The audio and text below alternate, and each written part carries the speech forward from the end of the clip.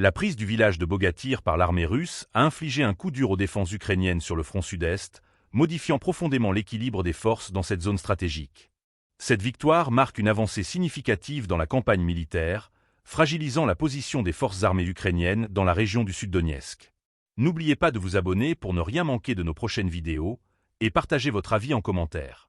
Situé à quelques kilomètres seulement de la frontière avec la région de Dnipropetrovsk, Bogatyr était jusqu'ici un verrou essentiel dans le dispositif défensif ukrainien.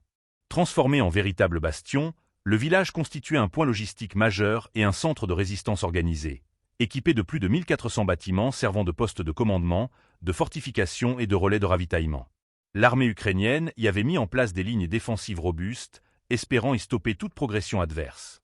Mais, selon le ministère russe de la Défense, les combats pour la prise de Bogatyr ont été marqués par une coordination tactique avancée entre les unités d'assaut, l'artillerie et les opérateurs de drones.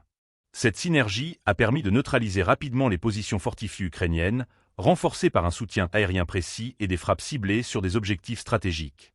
La méthode employée illustre une approche militaire combinée, alliant puissance de feu et renseignement en temps réel, pour réduire l'efficacité des défenses ennemies.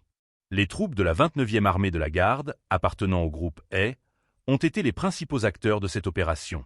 Elles ont hissé le drapeau russe sur les bâtiments du village, symbole d'un contrôle désormais total.